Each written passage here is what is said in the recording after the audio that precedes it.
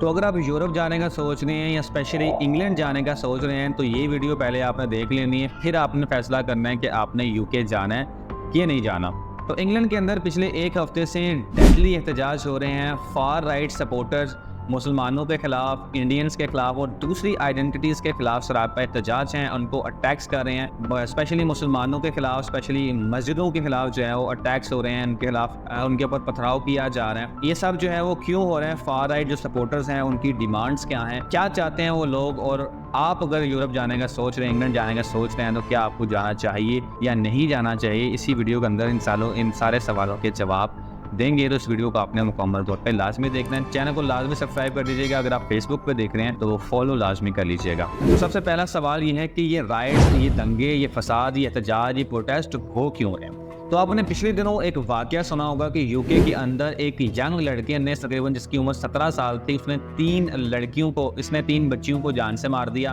Taylor Swift की एक dance class चल रही थी जिसके अंदर एक 17 साल लड़के ने वहाँ पे अटैक किया और 3 बच्चियों को जो है वो वहाँ पे ही मार दिया, चाकू से हलाक कर दिया और 10 लोगों के ऊपर अटैक करने की कोशिश की, लेकिन उनकी जान जो है वो बच गई, लेकिन 3 बच्चियाँ जो है वो हलाक हो चुकी हैं। और ये अटैक जब हुआ था तो इंग्लैंड के अंदर एक शौक का समा था। इस लड़के को जो है वो गिरफ्तार कर लिया गया और कोर्ट में पेश भी कर दिया गया। यहाँ तक तो बात ठीक थी, लेकिन ये सिचुएशन जो है वो आउट ऑफ कंट्रोल तब हुई जब इंटरनेट के ऊपर ये खबर फैलाएगी कि ये लड़का जिसने अटैक किया है, इसका नाम जो है वो अली अल शक्ति है और ये एक मुस्लिम है।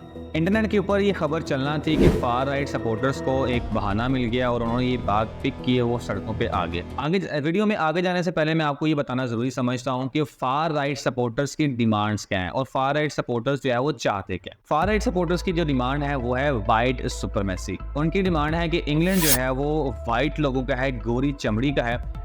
इस मुल्क के अंदर कोई और आइडेंटिटी नहीं रह सकती, चाहे वो इंडियंस हो, पाकिस्तानी हो, मुस्लिम हो, कोई भी हो, जिनकी चमड़ी जो है वो वाइट नहीं है, वो लोग यहाँ पर नहीं रह सकते। तो ये उनकी कोर डिमांड है। तो फॉर राइट सपोर्टर जो है वो उनका एक नारा है स्टॉप द बोट, यानी कश्तियाँ रोको। इनलीगल इमिग्रेंट्स जो है वो जो इंग्लैंड में आ रहे हैं उनको रोका जाए, उनको जो है वो निकाला जाए।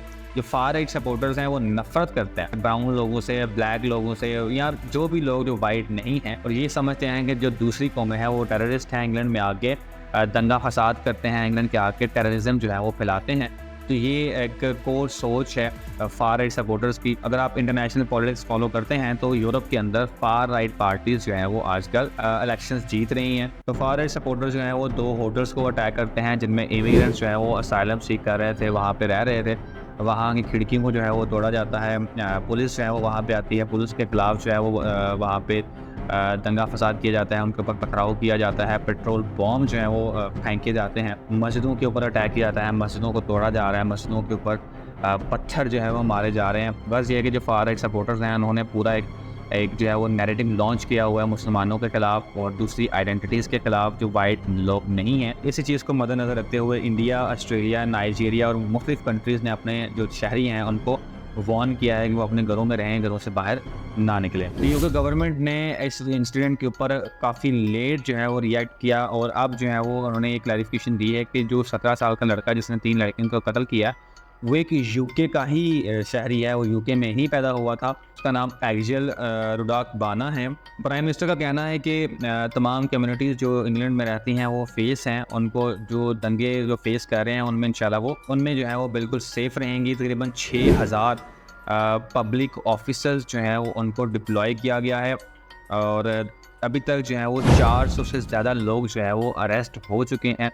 और इन अरेस्ट को ज़्यादा करने के लिए जो यूके गवर्नमेंट है उन्होंने अपनी कैपेसिटी, जो अपनी जेल की कैपेसिटी है, उसको भी बढ़ाया ताकि ज़्यादा से ज़्यादा लोगों को अरेस्ट करके जेल के अंदर फेंक दिया जाए। तो यूके की गवर्नमेंट ने एक कोबरा मीटिंग बुलाई थी कल और उस मीटिंग के बाद प्राइम मिनिस्टर का कहना है कि वो लोग जो इस अरेस्ट में अपना पार्ट ले रहे हैं उनको कानून का सामना करना पड़ेगा, चाहे वो ऑनलाइन है चाहे वो ऑफलाइन है। जो लोग भी कानून अपने हाथ में ले रहे हैं, जो लोग भी इस इजाद में हिस्सा ले रहे हैं, जो लोग भी तोड़ फोड़ में हिस्सा ले रहे हैं, उनको जो है वो कानून का सामना करना पड़ेगा, उनको जो सज़ा है वो लाजमी मिलेगी। तो ये जो फेक न्यूज़ फैलाई गई थी, ये ट्विटर के ऊपर फैलाई गई थी, उसका जो डायरेक्ट मलबा है और इल्ज़ाम है वो सीधा एलॉन मस्क के ऊपर लगाया जा रहा है। लेकिन एलॉन मस्क का जो बयान आया है वो है the civil war is inevitable. Elon Musk का जो है वो ये कहना है कि सिविल वॉर जो है वो अब होनी ही होनी है, आप लोगों ने जो है वो बॉर्डर्स जो हैं वो ओपन किए हुए हैं, हर किस्म के लोगों को जो है आपको अपने मुल्कों में बुला रहे हैं, तो ये चीज़ तो होनी ही होनी है, सिविल वार तो होनी ही होनी है। According to the institute of strategic